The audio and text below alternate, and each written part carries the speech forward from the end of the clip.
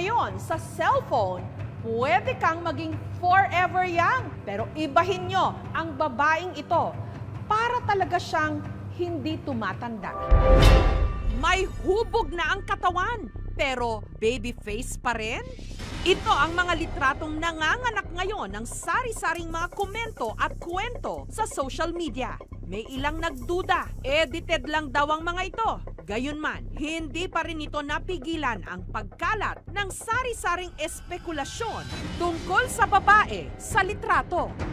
You look like a 9-year-old girl with Kim Kardashian's body. 23 na talaga yan. Mukha lang bata kasi nagpapa-stem cell. Naka-Snapchat filter yan, kaso di natanggal. Taga-Indonesia talaga yan. Ang babae, natagpuan namin, hindi sa Indonesia, kundi sa Lanang, Davao City. Siya si Alexandra. Ngayon pa lang, nililinaw na niya, hindi edited ang kanyang pictures. Wala rin daw katotohanan ang mga chismis na nagpa-stem cell treatment siya. Sadya lang daw talagang mukha siyang bata. Nasasaktan po ako kasi yung picture ko, ginawa nilang katatawanan. Ginawa nila akong sobrang bata. Sabi ng iba, 9 years old, 7, 3 months old. Sabi pa nga sa iba ng comment doon, gawin na lang daw akong fetus. So, nakakasakit din. Tao lang rin naman po ako, nasasaktan. So, hindi ko po alam kung paano ko babasahin yung mga comments nila. Tapos, sinasabi nila na nagpa-retoke daw po or nag-therapy. Hindi ko naman po ginawa yun. Natural lang po naman na ganito. Kaya, sa mga nagko-comment dyan, ito, totoo to, hindi po to edited. Baka yung mukha mo yan, nasanayan mo lang siguro na may filter. Hindi ka original. So, kawawa ka naman. Lagi na lang kasing filter. Yung profile picture mo, puro edit. Ayan, puro edit yung picture niya. So, kawawa ka naman. Mabuti na lang at nariyan ang kanyang mga kaibigan. Isa po ako sa mga kaibigan ni Alexandra. Tuwing kasama nga po namin siya kami na nga lang po yung tumutulong sa kanya kasi lagi po siyang inaasa kasi sobrang liit niya. Tapos mukha po talaga siyang bata kasi. Pero tuwing kasama naman po namin siya, masayahin naman po siyang tao. Hindi mo makikita sa kanya na lagi siyang inaano ng mga tao, inaasar-asar. Masayahin po siya kahit ganun. Tsaka nakakayanan niya naman po. Pero sa ngayon po kasi, mas sumobra na po kasi yung mga hateful comments, yung pangbabash nila, yung panlalait nila, porque ganun lang naman yung tao. Pero kahit ganun yun, napakabuting tao po yun. Marami na po siyang natulungan sa school namin. At masasabi ko na isa siya sa mga mabubuting kaibigan at sana tularan po siya. Kaya sa mga taong nagko-comment ng masama sa kanya, sana isipin muna natin yung mga bagay-bagay bago natin sabihin. Or kilalanin muna natin yung mga bagay or yung tao na bibigyan natin ng mga ganong salita. Para naman po hindi tayo makasakit ng damdamin at para naman po maging okay yung sasabihin natin. Typical teenager si Alexandra. Mapustura, babad sa social media, mahilig mag-vlog.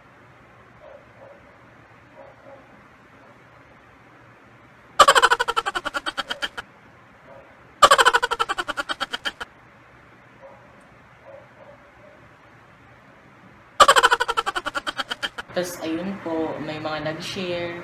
Tapos sabi nila, i-public ko daw po yung account ko. Tapos ayun po, nagulat po ako. Ang daming mga nag-ano sa account ko. So, nakakabigla.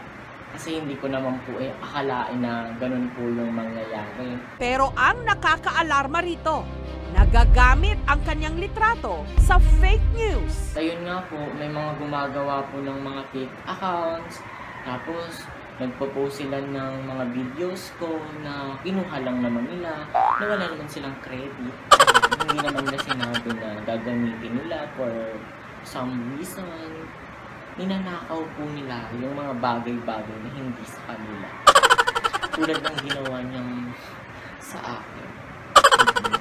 Kaya kung sino man kayo, ayan, sana po tigilan niyo na po yung mga ganyan. Kasi wala pong magandang idudulot. Tsaka, mali po yan. Mali po yan. So, wag na wag po natin tutularan yung mga katulad nun. At itigil na po natin kung po pwede. Pangalawa, si Alexandra, sa 5 magkakapatid, pero madalas na mapagkamalang pangalawa sa bunso.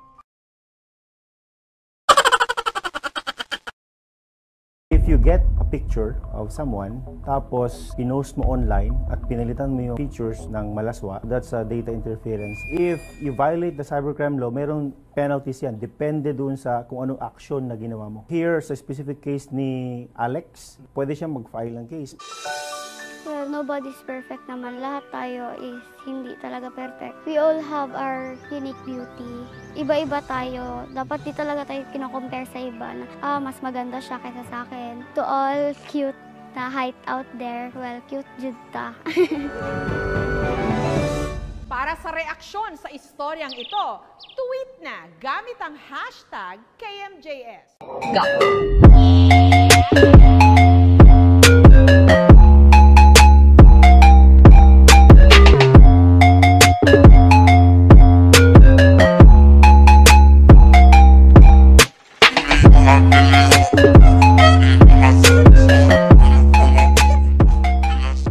Ilang beses binaril, pero buhay pa rin. Nitong Martes, ang tahimik na barangay ng Balikutok sa Ilog Negros Occidental, binulabog ng sigawan. Sa ilalim ng puting ilaw, sa dilaw na buwan, pakinggan mo ang aking sigaw. Sa dilaw na buwan, ako'y sa'yo, ikaw ay akin. Ganda mo sa paningin. Isang lalaki kasi ang biglang kumanta. Hoy, pangit ng kanta mo. Anong pangit, ha? Ha? Pinagtataga ang lahat ng kanyang madaanan.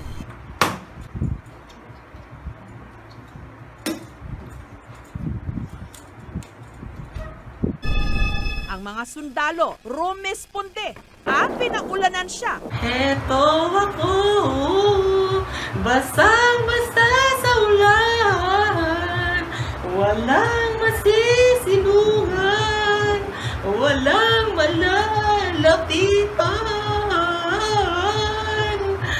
Ang mga sundalo rumesponde at pinaulanan siya ng bala.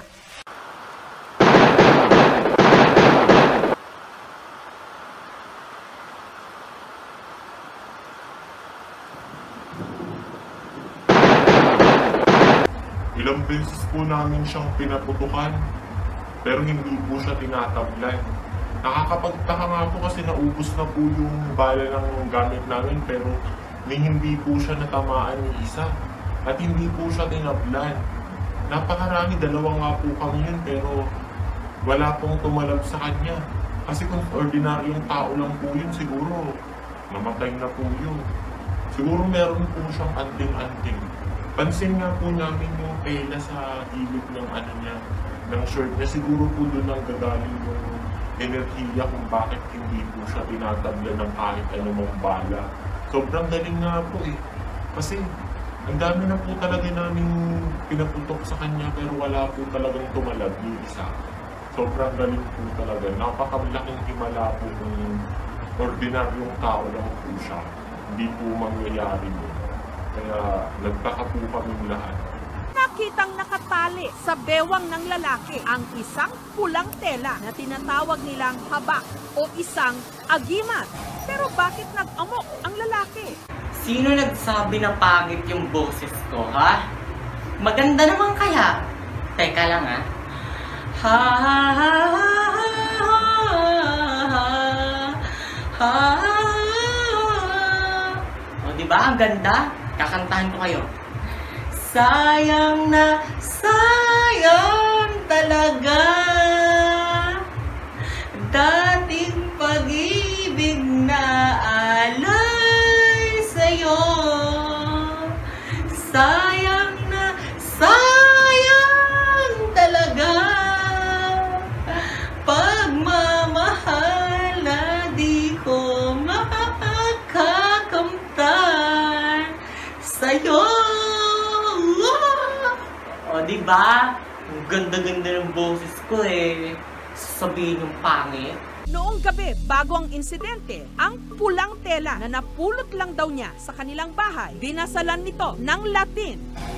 Damo di mga istorya nga may mga ritual bala nga kung hindi ya madala daw gadula sa kwan. Ilang araw bago ang insidente, kakaiba na raw ang mga ikinikilos ni Pepe. Sa pagpangusisa ko sa iya mga pamilya da, 3 na kaadlaw nga wala sa gakaon-kaon. Basi kon gin sakaan man hangin ang iya paminsaron kagin dakop sa sang nervyos. Sa investigasyon ng mga pulis, nagulat sila nung nadiskubreng ang dibdib ng suspect. May mga bilog na marka. Ang paniniwala sa agimat nakabaon na sa ating kultura. Pero ayon sa paniniwala, proteksyon ito sa kapahamakan at hindi instrumento sa kasamaan at karahasan.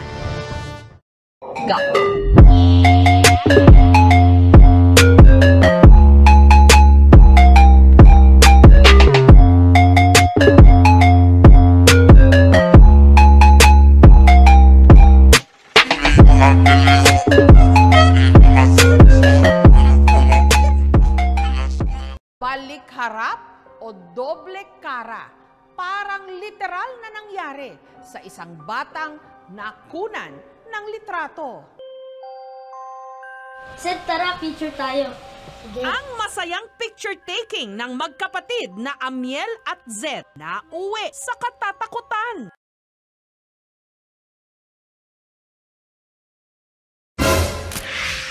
Sa kanila kasing pagpipicture-picture, may nang photobomb? Sa litrato, nakasimangot ang bata pero mapapansin na ang kanyang reflection sa salamin, imbes na nakatalikod, nakaharap. At ang reflection, nakangiti at tila nakatitig pa sa kanya. Sino ang misteryosong bata sa salamin? Taong 2012 nung lumipat sa bahay na ito sa Pembo, Makati, ang pamilya ni Maricar. Seaman ang padre de pamilya na si Edward, habang ang panganay nilang si Winslet sa dorm nanunuluyan. Kaya ang kalimitang naiiwan sa bahay ang mag-iinang Maricar, Amiel at Zed. Pero tila madalas daw silang may hindi imbitadong bisita. Diyan po sa may lababo.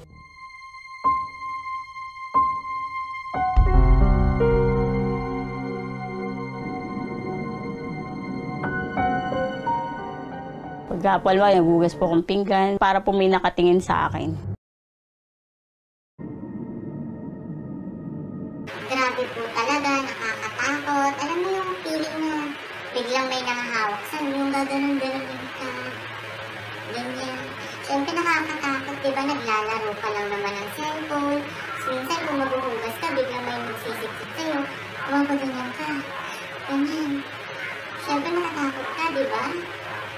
Maging ang kanilang 4 na taong gulang pa lang na bunso na si Zed, bigla-bigla na lang daw may kinakawayan. Minsan magsasabi po yan na, "Hi." Sabi ko, "Zed, sino yung kausap mo dyan?" "Wala kami, ayun, may bata tayo." Sabi ko, wala naman eh. Tapos pinadescribe ko po sa kanya kung ano yung nakikita niya.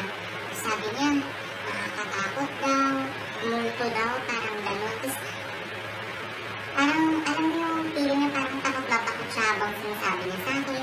Siyempre natakot na rin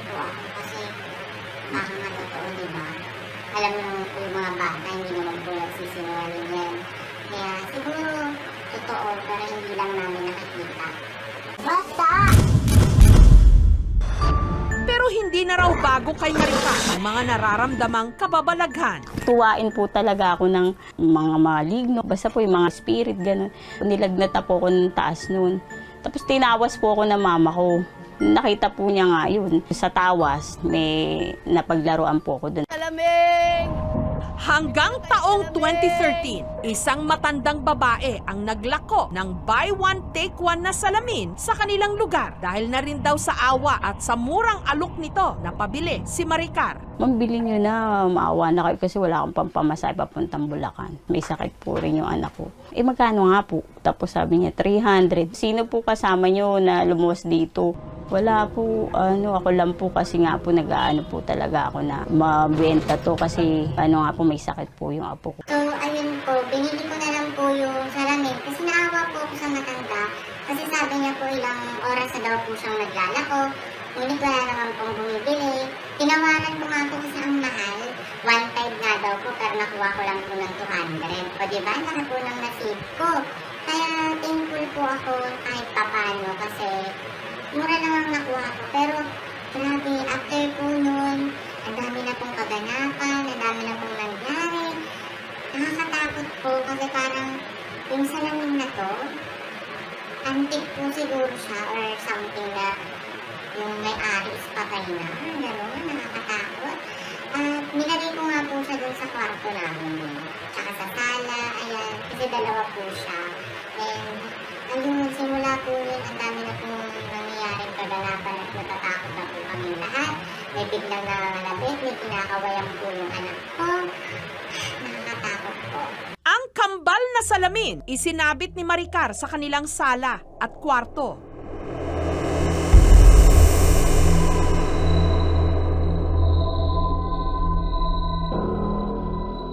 Mula raw noon, tila meron na sa kanilang nagpaparamdam. Magsasalaming ako tapos papalabas na ako para may dumaang anino. Dinededma ko na lang po.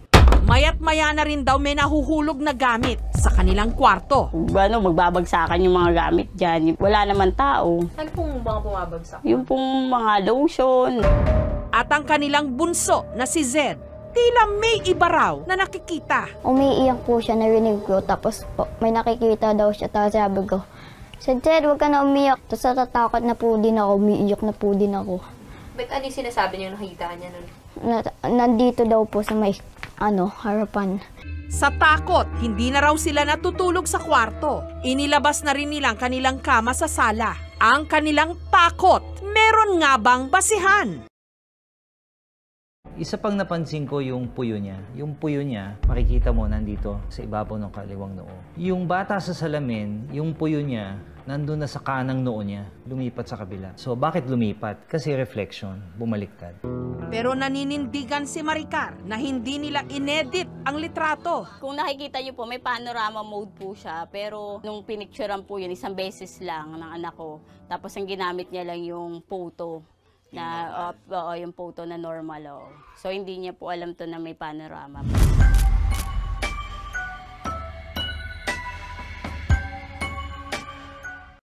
July 28, Blood Moon. Nung di umano, may nangyaring kakatwa sa barangay Kauswagan sa Cagayan de Oro. Alas 9 ng gabi nung may narinig si Joel sa kanyang manukan. Meron kami narinig ng mga tuni ng mga ibon na malalaki. Uwak ang tawag sa amin, tuni, yung crew. Ganun na yung huni, pero malalaki. Yung hinalanan, aswang. Pagsilip niya raw sa labas,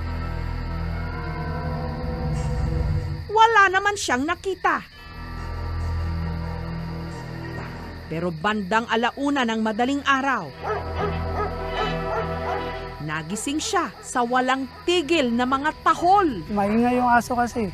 Pagdating ng 3, bigla tumahimik paligid dito lahat. Wala na kaming narinig na ibang mga uni. Kinaumagahan, laking gulat na lang daw niya sa tumambad sa kanya. 21 sa mga alaga niyang manok patay. 21 ka lahat, yung manok matay. Okay. Ano nangyari? Bakit ganito? Pero kahit isang patak ng dugo, wala raw bakas.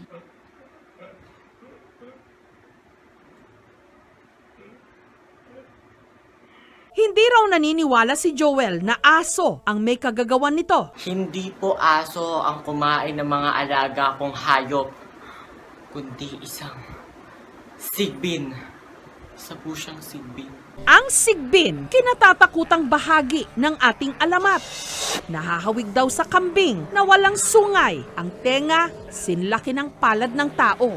Ang ulo, nakayuko sa gitna ng mga paa. Ang mahaba nitong buntot, ang ipinang-aatake raw nito, pabaliktad kung ito'y maglakad, at may kakayahang maging invisible. Di umano, ang sigbin sumisip-sip ng dugo. Sponsored by McDo. Tara na at mag-McDo. Let's go. Nakatira raw ang mga ito sa mga banga na napapalabas lang daw ng mga kung tawagin sigbinan. Ang mga sigbinan, karaniwan daw mayayamang pamilya na naniniwalang swerte sa kanila ang mga sigbin.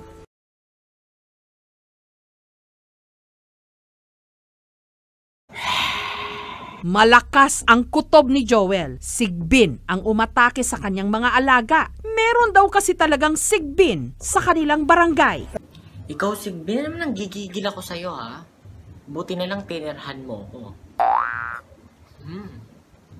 Masarap. Lagyan natin asin.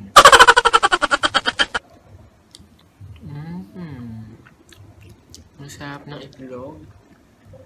Lagyan pa natin ng konting asin.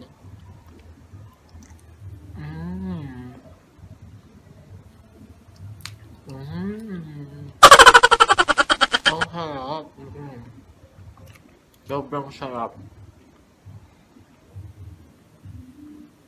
Lalunukin natin to, char. Susubo natin to ng buo.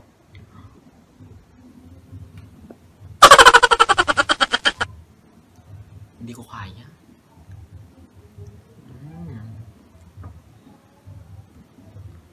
So yun guys, ayan, maraming salamat, ayan, sa lahat ng nanood ng video na to at sa lahat ng nag-subscribe sa aking channel. At kung hindi ka pa nag-subscribe, ayan, mag-subscribe na kayo upang maging updated kayo sa mga susunod ko pang upload. At guys, abangan nyo ang collaboration namin ng Tres Cadas. Ayan, ipapakita ko sila. Ayan sila guys, ayan, may collaboration kami. Abangan nyo dito sa aking channel. Alam kong pang malakasang collaboration to kasi first time kong gagawin yung mga gagawin namin dito. At mag-subscribe na rin kayo sa kanya. Ayan, kay Aljay Morales. Ayan, mag-subscribe na kayo sa channel niya. Nasa description box below. Lahat ng link ng mga channel nila guys. Ayan, supportahan natin sila. Sa lahat ng mga upload nila, ayan, sama-sama natin silang supportahan. So, ayun guys, sana nagustuhan nyo ng video na to. Ayan, at kung nagustuhan nyo, ayan, huwag nyo kalimutang mag-like sa ating video. Ayan, at kung may gusto kayong ipagawa sa akin, ayan, i-request nyo lang. Ayan, at ano ba yung nadidighay ako? Nakakaloka. Sa kinain kong itlog, oo. Ayun na nga guys, ayan, kung may request kayo, ayan, sabihin nyo lang yan guys para magawa natin ng paraan at para makapaggawa tayo ng another parody, ayan, lahat ng gusto nyo ay gagawin natin. Ito ay nirequest nyo ulit kasi sabi nyo sa akin, bakit hindi na ako gumagawa? Ayan, pasensya na, ayan, dahil marami akong ginawa, ayan, sunod-sunod po yung gawain sa school namin, so wala po akong time maggawa ng ganitong parody. Ayan, sana gustuhan nyo to at sa susunod na video natin, alam ko na mas gagalingan pa natin. Alam ko naman na kailangan natin yun. So, ayan na nga guys. Kung may request kayo, mag-comment lang kayo. At kung gusto nyo ma-shoutout, ayan, sa next video natin, sa next parody, ayan, kung ano man yung mauna, ayan, mag-comment lang kayo ng shoutout, ayan, para alam ko at para ma-mention ko kayo dito sa aking video, ayan. So, that's all for today, guys. Sana mag-subscribe na kayo sa aking channel at sa mga channel lang sinabi ko kanina, sa Tres Cadas at kay Aljay Morales. Ayan, maraming salamat, guys. That's all for today, guys. Bye-bye.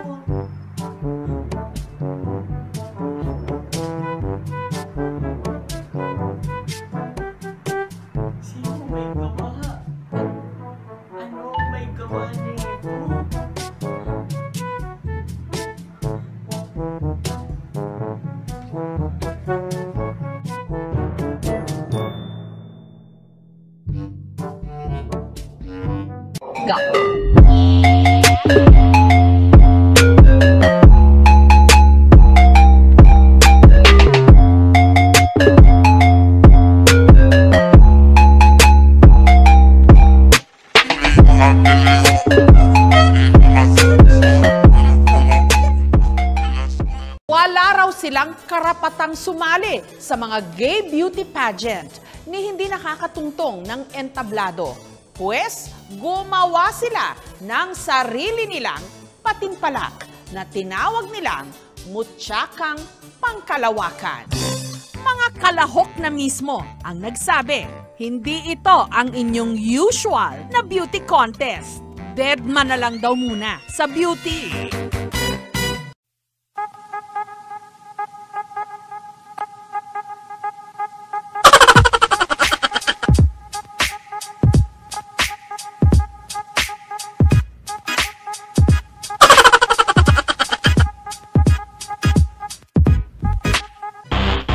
Paistaran na lang ng talino at talento sa pagpapatawa. Isang magandang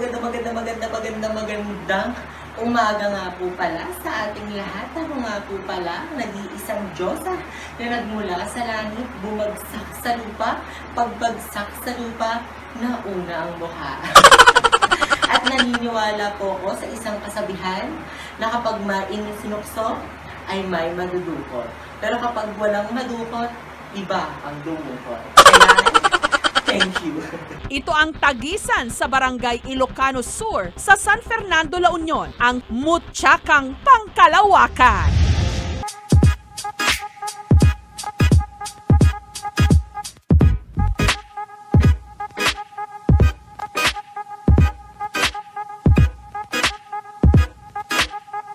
Pero matapos itanghal ang mga nanalong reyna, 4 na kandidato ang nakatanggap ng misteryosong package na naglalaman ng cassette tape.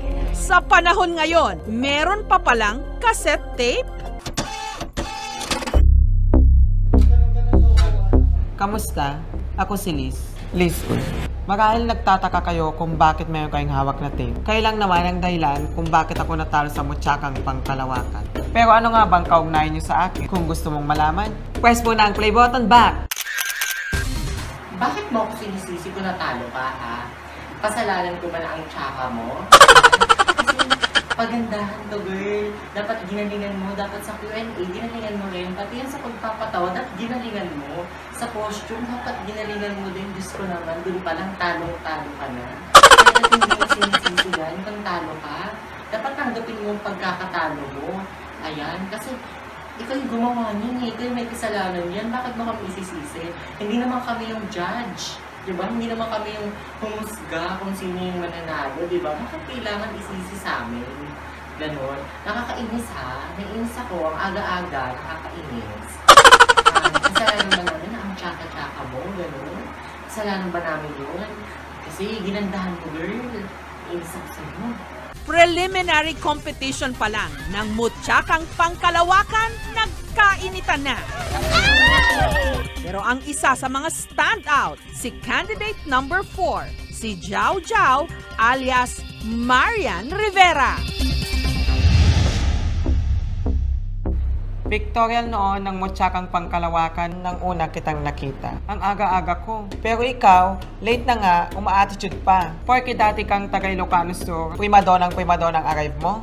Dahil sa pag-iinarte mo, na late ako sa trabaho ko. Kaya Jau Jau, welcome to your team. Nakakaloka ka. Una pa lang, dumating ako doon na dala ko yung mga gamit ko. Ayun nga, tapos nangihiram ako sa inyo kung may extra kayong 2-piece kasi wala akong dala. Pero hindi nyo ako pinahiram. Sasabihin mo kung primadonna. Grabe kayo. Ano mga kaugali nyo? Kayo na nga kung hindi nagpahiram. Oo, okay na yun. Hindi nyo ako pinahiram. Natanggap ko yun. Ginawan ko ng paraan. Kaya nga ginupit ko yung suot ko, di ba? Para nang magamit. Pero bakit ganun pa rin kayo? Ang dami nyo pa rin sinasabi. Parang kasalanan ko pa. Grabe kayo. Tapos, magre-reklamo ka ngayon. Tapos na ang laban. Ako na yung kinoronahan. Gano'n, ngayon ka magre-reklamo. Dapat dun pa lang, nagreklamo ka na, hindi ngayon. Tsaka, ang nakakaloka dun, ang tsaka mo na nga. Tapos kasalanan ka namin kung bakit na-late ka. Ayan. Bakit kasi hindi ka marunong mag-time management bakla, nakakaloka ka. Dapat kasi, kung meron ka pang ibang pupuntahan, dapat, hindi ka na lang sumali. Parang hindi ka na-late. Nakakaloka. Sasali-sali ka, tapos marami ka palang pupuntahan. Tapos ngayon, na-late ka, kasalanan pa namin. Ganon. naku, hindi mo talaga deserve yung corona, baby. Pero gusto niyang linawin, hindi raw siya talaga prima donna, lalo pat alam daw niya ang pakiramdam ng naaagrabyado. Dahil si Giao Giao, biktima raw ng pambubuli dahil sa kanyang pagiging Becky. Masakit po pero pinapabayaan ko na lang. Mas alam ko naman po na hindi naman po totoo yung mga sinasabi nila. Alam ko sa sarili ko na mabuti akong tao, kaya hindi ko na lang po pinapansin kung ano po pinagsasabi nila. Akala silang magsabi ng kung ano gusto nila. Basta ako, masaya ako sa ginagawa ko. Kung masaya kayo sa ginagawa niyo, hindi ko kayo pipigilin. Ganyan. Kung yun yung kasayahan niyo, okay lang. Go! Bakit gusto siraan yung kasayahan niyo, di ba? So, tatanggapin ko na lang kahit ano yun. Para hindi maapi, nag-taekwondo si Giao Giao para raw maipagtanggol ang kanyang sarili. Ano man daw ang sabihin ng iba, ang mahalaga, tanggap at suportado siya ng kanyang pamilya. Tuwing may sinasalihan po ako, nandun po sila lagi, sumisigaw-sigaw, pumapalakpak, ayan, sinusuportahan po nila ako sa kahit saan po ako pumunta, ayan, kaya natutuwa na lang rin po, kaya manalo-matalo, okay na po yun. Basta nakikita ko sila doon, masaya na po ako kasi nakikita ko na masaya sila kahit pa paano sa mga ginagawa. Ang isa sa may malaking puntos sa Mutsyakang Pangkalawakan, ang talent portion. Kaya ang mga kandidata, kanya-kanyang gimmick.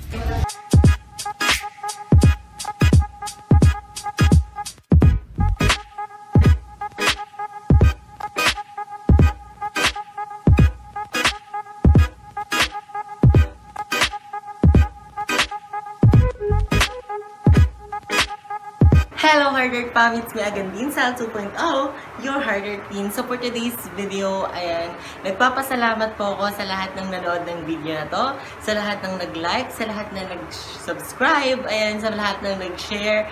Ayan, maraming salamat po. Sana supportahan niyo pa ako sa mga susunod ko pang video. Kaya kung hindi ka pa nakapag-subscribe, mag-subscribe ka na at hit mo na rin yung notification bell para ma-update kayo sa mga susunod ko pang upload. Pero yun nga guys, bago ko tapusin ng video na to, ayan, isa-shoutout ko muna sila Jomar, tsaka si Dennis, ayan. Vlogger din sila guys, small YouTuber, ayan, nag-uumpisa pa lang po sila. Tulungan natin guys, ayan, so mag-subscribe na kayo sa kanila.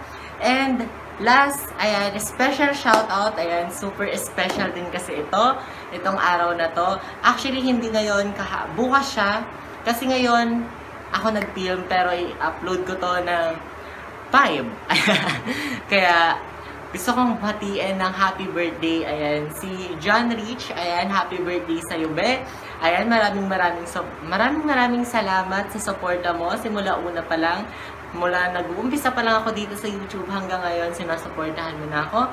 Maraming salamat sa suporta. And belated happy birthday na rin sa kapatid niya na nag-birthday ng 1. Ayan, happy birthday sa inyong dalawa. And wish ko sa'yo, sana mabait ka pa din, ganyan. Kasi lagi tayo magkausap, di ba? Ayan, then thank you, ayun. And wish ko lahat ng best for you, ayan. And yun lang naman, guys. And kung gusto niyo ma-shoutout, ayan, mag-comment na lang kayo. Kung gusto niyo ma-shoutout sa next video ko, ayan, maraming salamat sa supporta niyo guys. At sana, supportahan niyo pa yung iba kong video. Ayan, hindi lang ito, lahat ng video natin dito. Lahat yan good vibes, alam ko. At ngayong quarantine, alam ko na boring na kayo dyan sa bahay niyo. Ayan, kaya gumagawa ako ng mga videos na sana magustuhan nyo.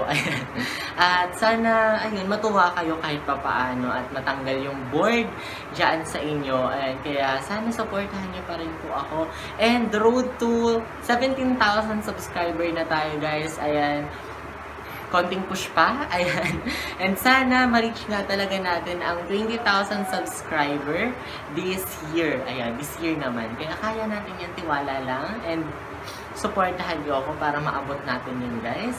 And ayun nga, maraming salamat sa lahat ng nanood ng past video natin, ng past upload natin ngayong May. Ayan, June na ngayon. And panibagong buwan na naman po tayo. And masaya ako sa May natin kasi alam mo yon, ang daming nangyari, ang daming naganap, at nakapag-upload tayo ulit sa YouTube, mga bakla. Kasi ang tagal kong hindi nakapag-upload, diba? Ayan, alam niyo yan. At hindi ko na i-mention kung bakit, ayan. Pero yun nga, maraming salamat kasi hanggang ngayon, sinusuportahan niyo pa rin ako kahit ang tagal kong hindi nag-upload ng mga nakaraan. Ayan. Ayan. So ngayon guys, tutuloy-tuloy na po natin. Every Friday, mag-a-upload tayo. And nagkamali ako last week. Akala ko Friday na talaga. Thursday pa lang pala. Ayan. Kaya na-advance. Ayan. Napa-advance ako ng upload. Akala ko talaga Friday ngayon. Pero ito guys, Friday talaga natin tayo i-upload. Every Friday tayo mag-a-upload. At kung hindi man Friday, basta makakapag-upload tayo. So ayun na nga guys, that's all for today. Ayan, salamat sa panonood ng video to. At kung umabot ka pa hanggang dito, sobrang thank you talaga. At sana nag-subscribe ka na. That's all for today guys. Bye-bye! Go!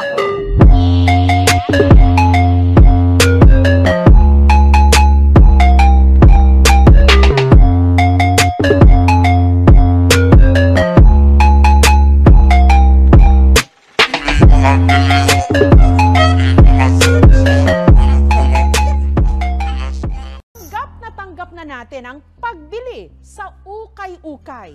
Lalo na ngayong panahon ng taggipit. Pero ingat lang at baka matulad kay Chris na ang nabili raw sa ukay may kasamang misteryo. Katulad nitong mga nakaraang araw, nag-uuulan din daw noon nung pumunta si Christian sa isang ukay-ukay sa bayan nila sa Daet, Camarines Norte. Yung mga panahon yun, walang-wala rin po kasi talaga akong pera. Kaya po, napilitan ako na doon na lang po bumili. Tsaka yun nga po kasi mga mura naman po kasi yung mga mabibili doon. Kahit magkano lang pera mo, makakabili ka na ng magaganda eh. Kasi sabi nila mas original nga po yung mga nabibili lang po sa mga ukay, ganyan. Kasi ano po siya, galing po kasi siya sa ibang bansa. Kaya yung tingin ko po yung yung bulsa ko yung mga panahon yun. 30 pesos lang po yata yung pera ko yun, or 50, parang ganun. Then, kaya pumunta po ako doon. Kaya nagtingin-tingin din po ako. Kasi ang dami po kasi talagang bumibili doon. Kasi magaganda daw po kasi yung mga klase ng mga nabibili doon. Kaya nagtingin na rin po ako. Tapos, pagtingin ko po doon, meron po akong nakitang jacket. Opo. Unang tingin ko po sa kanya, ang ganda-ganda niya po kasi, parang ganun. Parang siya po yung pumukaw ng pansin sa akin sa lahat ng mga nakikita ko dun sa kanilang shop, sa tindahan po nila. Kaya, hindi na po ako nagdalawang isip. Kasi ang mura lang po, 35 pesos yata yun. Kaya, binili ko na lang rin po siya agad. Kasi sayang naman po, ang ganda-ganda nga po eh. Para po siyang gray na may red, gano'n. Favorite color ko pa naman po yung gano'ng kulay. Kaya kinuha ko na po siya agad kasi baka maunahan pa ako ng iba. Kasi ang dami po talagang nagtitingin na dun sa kanya. Then, binitawan po ng isa. Kaya kinuha ko na po kasi sayang naman po talaga siya. Kasi ang dami po talagang bumibili dun. Kaya paunahan na lang po talaga.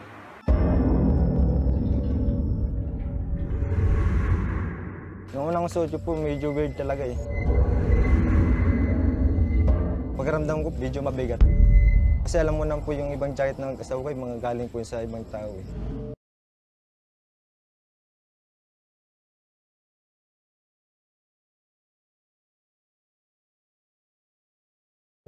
Kinagabihan, ang jacket na nabili ni Christian sa ukay-ukay, umano, nagsimula ng magparamdam? Pagkaramdam ko, nakayakap sa akin yung jacket. Parang gustong-gusto na sa akin. Kahit po di ko suot yung jacket ko, parang suot ko pa rin. Kahit nakasando lang po ako minsan, ang init pa rin.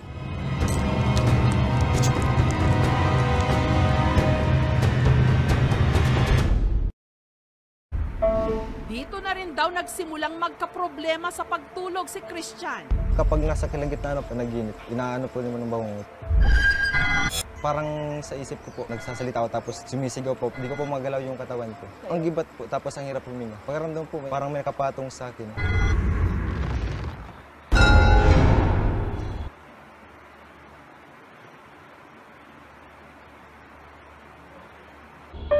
At lumala pa raw ang mga pangyayari nung sumunod na gabi. Ikaw ang binibini na ninanais ko. Ikaw ang nagbigay ng kulay sa aking mundo. Sana ay kipong habang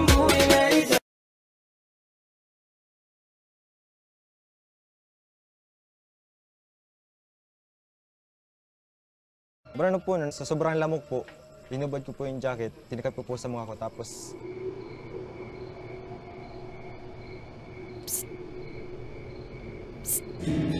bigla po may nagsisit-sit na sa tinga ko.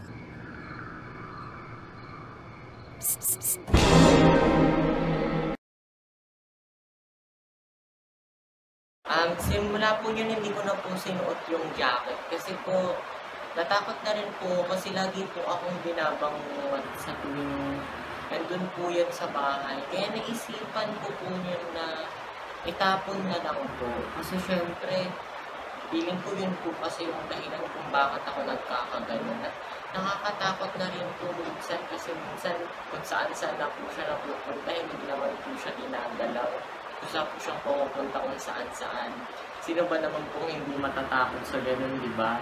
Kaya naisipan ko po yun na itapon na lang po siya.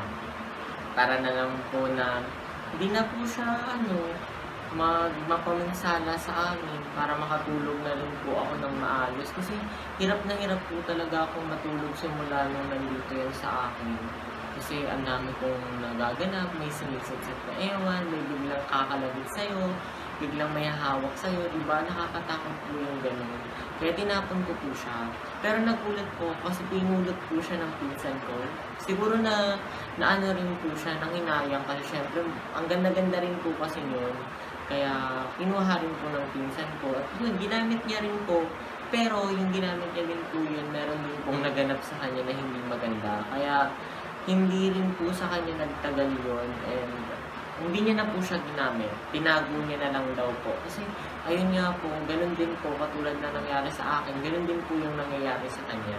Kaya natakot na rin din po siya. Kaya hindi niya na rin po ginamit. Kaya ang in-advise ko na lang rin po sa kanya na masunugin na lang po para hindi na rin po mapunta sa iba kung tinapon lang po namin. Kaya ayun, nag-decide po kami na sunugin na lang po para hindi na po siya mapunta sa iba at para wala na rin pong mapaminsan. Para tumahimik na rin po kung sino man po yung may-ari niya kasi mukhang hindi po siya natutuwa sa nangyayari o sa time siguro hindi pa po siya handa, gano'n. Kaya yun po siya sa gamit niya nag-i-stay. Hello Heartwork Fam! It's me again, Dean Sal 2.0, your Heartwork team. So for today's video, ayan, sobra po ako nagpapasalamat sa lahat ng nanood ng video na to. Ayan, sa lahat ng nag-subscribe, sa lahat ng nag-like, sa lahat ng nag-comment, shoutout sa inyong lahat at maraming salamat po. At ayun na nga po, this video ay para di lamang po kasi gusto ko po kayong mapasaya at marami naman pong nagre-request sa inyo at yun naman po ang gusto ko ay makapagpasaya. Ayan. And ayun, nagpapasalamat ako sa lahat ng sumusuporta sa akin simula nung una pa lang hanggang ngayon and happy 17,600 na sa atin ngayon. Ngayong araw na to, kung nanonood ka man, kung ano man subscriber natin ngayon, sobra po akong nagpapasalamat sa lahat ng nag-subscribe, sa lahat ng naniniwala at nagtitiwala sa akin. And ayun na nga guys, abangan nyo yung mga susunod pa nating video, reaction video man yan, or anything na maisipan ko na alam kong magugustuhan nyo, song cover. Kung meron kayong suggestion, pwede nyo naman pong i-comment sa baba para alam ko at magawa natin ang video next time. Ayan, kasi minsan nawawalan na rin po ako ng, alam mo yun, ng idea na gagawa natin ng video. So yun, naisipan ko ngayon na gumawa na naman po ng prank and sana magustuhan nyo. Pero hindi ko muna sasabihin dito sa video na to kung ano yung gagawin ko at abangan nyo na lang siya sa next video or kung kailan ko man siya ma-upload or kung kailan ko man kasi magawa dahil nahihirapan din po akong gawin siya kasi mabagal lang ating internet connection. Pero yun na nga, gagawin natin lahat para magawa yun. And ayun na nga guys, sa lahat ng hindi pa nakapanood ng last video natin na parody rin naman po, ayan, manood na kayo. And ayun, sa lahat ng mga nanood at nag-subscribe doon and sa lahat ng nag-comment doon, sobrang thank you. Hindi ko man kayo ma-shoutout lahat kasi ang dami-dami nyo. Ayan, pero sobra po akong nagpapasalamat kasi syempre, isipin mo yun, pinapanood nyo ko. Ayan, sana nakakapagbigay ako ng saya sa inyo kahit papano kasi alam ko naman nasa quarantine days pa rin naman po tayo at hindi pa tayo pwedeng lumabas totally ng mga bahay natin at pumunta kung saan-saan. And yun nga, sa lahat ng mga nanonood sa akin ngayon, and kung po pwede, kung hindi kayo kailangang lumabas, ayun, huwag na kayo munang lumabas. And maghugas tayo ng kamay lagi, and mag-alcohol, sanitize natin lahat ng mga hinahawakan natin. At kung may bibilin man po tayo sa labas, kung po pwede, gawin na natin ang isahan lang, gano'n. Huwag na tayo labas ng labas para hindi na tayo ma-expose kasi hindi natin nakikita yung virus, di ba? So, ayun na nga. Yun na lang yung masasabi ko. At mag-ingat tayong lahat kasi mahirap kapag meron tayong ganung sakit. Gano'n. Alam mo naman sa panahon natin ngayon, ang dami na, especially dito sa atin, ang dami ng cases ng coronavirus. At hindi na siyang mapigilan, gano'n. Parang, ang kailangan na lang natin is, ayun, mag-ingat. Kasi wala naman tayong magagawa. And pray na rin na sana yung mga nagka-COVID is gumaling din po sila agad. And wag na masyadong lumala. Pero alam ko naman na mahirap mangyari yun. Pero sana talaga. And ayun na nga guys, dito ko natatapusin ng video na to. Ayan, maraming salamat sa inyong lahat. That's all for today. Bye-bye! Ang 21 karat gold na Golden Tara na nakita taong 1917 sa Agusan del Sur, matatandaang aksidente lang natagpuan. Parang ganito rin daw halos ang nangyari sa Zamboanga City nung nakita ni Ernesto ang figura sa tambakan sa kanyang bakuran. Itinago niya ito sa loob ng 2 taon, pero lakas loob na ipinapakita ngayon sa pag-asang malaman na kung tunay ba itong ginto. May bigat na 5.5 pounds at taas na 4 inches. May 2 taong nakaukit dito. Ang isa tila nagtatambol, ang isa naman nakasuot ng kakaibang damit. Isang gabi bago raw nahukay ni Ernesto ang mga ito, nanaginip siya ng ginto. Yung panaginip ko noon, yung lupa daw namin doon sa Sagay, Caymagan Province. Bumisita daw ako doon, tapos pagtingin ko, bakit kaya maliwanag yung lupa namin? Pero bago ko po makuha yung na yun, antigong ginto na yun, nanaginip po muna ako ng napakaraming ginto. Isang treasure po ng ginto na akalain mo talaga na sobrang yaman mo na pag nakuha mo talaga yun. At akala ko nga po totoo, pero panaginip lang po pala. Tuwang-tuwa nga po ako din kasi kailangan din naman po kasi namin. Kailangan namin ng pera kasi alam mo naman po sa panahon ngayon na mahal na po mga bilihin. Kaya alam ko, sobrang tuwa ko po yun. Kala ko nga po totoo kasi kung totoo po yun siguro, hindi na po kami maghihirap ngayon. Kinabukasan, may napansin siyang tila figura na nakakumpol sa lupa sa tambakan sa bakuran ng ginagawa nilang bahay.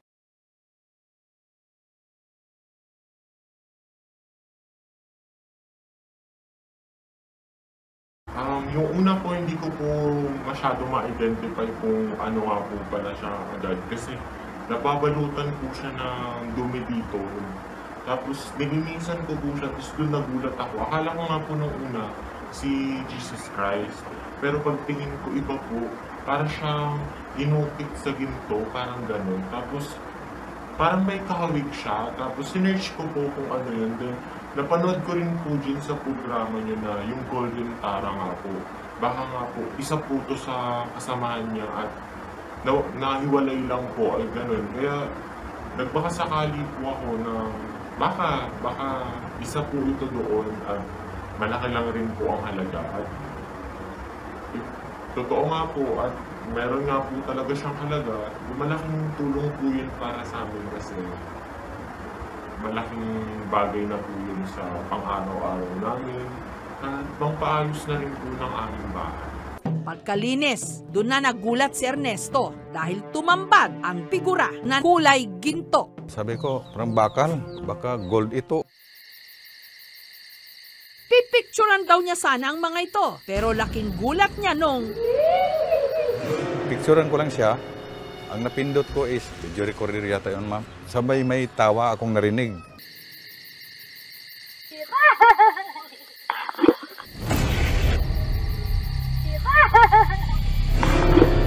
Sa sobrang takot ko kasi may narinig din po ako. Bigla ko pong na-off yung cellphone ko kasi sino man po bang hindi magugulat yun, natatakot, di ba? Bigla-bigla may tatawa. Tapos ayun, tingin ko yung video kung meron nga talaga. Tapos pinakinggan ko, meron. Parang bata na tumatawa. Wala naman pong bata doon sa amin. Kami lang naman po yung nandoon. Tsaka imposible naman po ang kapitbahay namin kasi yung mga panahon doon, wala pong bata sa labas ng bahay. Lahat po nasa loob ng bahay nila. Tsaka yung rinig na rinig po yung tawa eh. Kaya imposible pong galing po yung sa labas ng bahay. Kaya hinala ko po siguro yung mismong antigong din po yung mismo yung tumatawa or may tunog na ewan. At nakakatakot po, nakakabigla. Muntik ko nga pong magbitawan yung cellphone ko. Sobrang gulat kasi syempre bigla-biglang may tatawa sa gilid mo. Ganun. So, bigla po kami nagdalawang isip kung ano man po bang meron. Marami ang nasisilaw, pero tandaan, hindi lahat ng kumikinang ginto. So, yun na nga guys, ayan, sobra po akong nagpapasalamat sa lahat ng nanonood ng video ko. Ayan, at kung umabot ka dito, ayan, shoutout sa'yo. At sobrang thankful ako, ayan, kasi pinapanood yung mga videos ko. At kung nag-subscribe ka sa akin, sobrang thank you, ayan. At kung hindi ka pa nakasubscribe, ayan, mag-subscribe ka na for more videos, ayan. At ngayon, ayan, naisipan ko, nasagutan na yung mga question niya sa akin na napakatagal na at hindi ko pa rin nasasagutan. Nag-post ako dati sa aking Facebook page. Ayan, ilalagay ko dito kung ano man yung pinost ko doon. Ang unang nag-comment ay si Mark Martinez. Ayan. Sinong mas guwapo or attractive? Si Win o si Bri? Bawal dalawa, isa lang dapat. Oh my God, napakahirap ng question niya ha. Kasi parehas naman silang guwapo and attractive. Pero kung papiliin mo ko ng isa lang, siguro mas pipiliin ko si Win. Yes. At parehas na naman sila ni Brian. Ang hirap i-explain pero oo sige, nakulitan ako doon kay Win kasi iba yung ngitian niya. Yung parang pag gumiti siya, parang parang bata. Parang ang sarap kurutin ng bisgay gano'n. So doon na tayo sa next. Kay Sarina, ayan, kay Ortiz, sabi niya, sigaw ng puso o sigaw ng nanay mo? Ikaw bakla. Sino nang uunahin mo? Pero kung ako yung tatanungin mo, sigaw mo bakla? Yung sigaw mo, ayan, mas nakakatakot, diba? Kasi hindi ko pa naririnig kung paano ka sumigaw bakla. Kaya hindi ko alam kung kakabahan ba ako or hindi. Sigaw pa. Pero yun nga, kung nasa dalawang yun, sigaw ng puso, syempre sigaw ng nanay mo, guys. Pag sinigawan ka ng nanay mo, pag hindi mo pinantahan, lagot ka. Siguradong mapapalo ka. Ayan, so next, ayan, galing kay Aljay Morales, sabi niya, pag nag-vlog, meron ka bang experience na nawalan ng confidence o tinaman?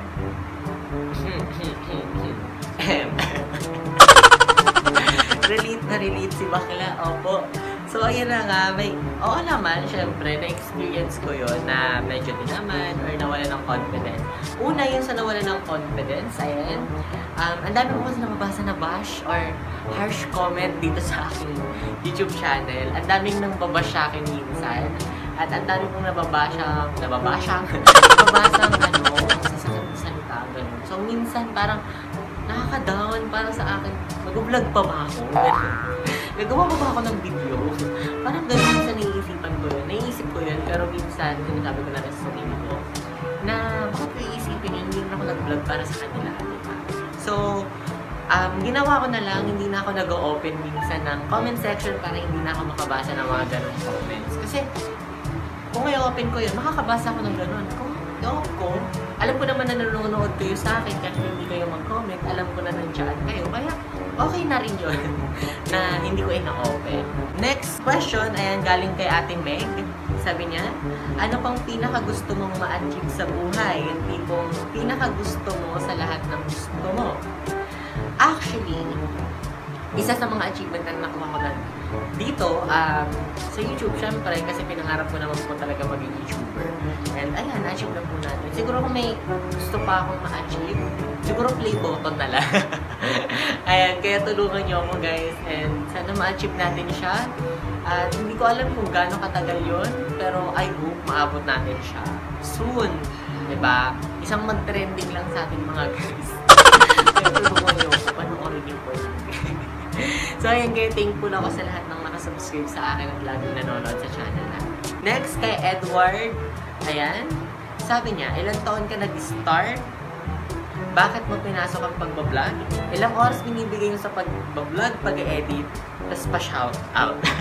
Ayan, shout out kay Edward Fernandez. Ayan, shout out sa kanya. Unang tanong niya, kasi marami-rami yung tanong niya guys. Ayan, unang tanong niya, ilang taon ka nag-start? Ilang taon ako nag-start ng vlog or age ko or ilang taon na ako dito sa YouTube?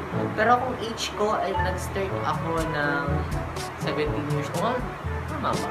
Tama. And 17 years old ako nag-start ng mag-vlog. And kung tatanungin mo naman kung ilang taon na ako dito sa YouTube, 2 years na po tayo guys. And bakit mo pinasok ang pag-vlog? Una sa lahat, ang haba ng kwento mong yun. Pero yun na nga, papaikliin natin. Una sa lahat, yung pangarap ko po ito pag-YouTube. So, ginawa na natin. Ito na, nandun na po tayo. And, ilang oras ang binibigay mo sa pagbablog at pag-i-edit. Ito na yung pangmalakasang katanungan na nabasa ko. Nagbablog po ako ng ilang oras. Siguro nag-video ako, nag-film ako ng 3 hours. 3 hours din. Kasi syempre, ako lang mag-isa, ako lang nagbi-video sa sarili ko. Ako nagsiset up ng gamit kung saan man ako surot dito sa bahay. Bubuhatin ko yung camera, bubuhatin ko yung ring light. Ayan, ako nag-play. Tapos kung iba-ibang outfit ko, syempre change outfit, ang init-init, pawis muna, gano'n, punas pawis. Kaya umabot ako ng napakatagal. Pero sa editing naman, siguro mga 1 hour, okay na yun. At ayun na nga, nag-edit nga ako dyan. Pero nag-film muna tayo. Sinigit ko muna itong pag-film natin at nandyan lang naman ang editing natin. So yun na nga, wala naman ng ibang question. And thank you sa lahat ng mga nag-comment sa Q&A natin. At ayan, nasagutan ko na napakatagal. And kung hindi ka pa nakasubscribe sa aking channel, mag-subscribe ka na. At kung hindi mo pa na-like yung video na to, i-like mo na din at pinutin mo na rin yung notification bell para updated kayo sa mga susunod ka pang video. So, magkita-kita tayo sa susunod kong video. Bye-bye! Go!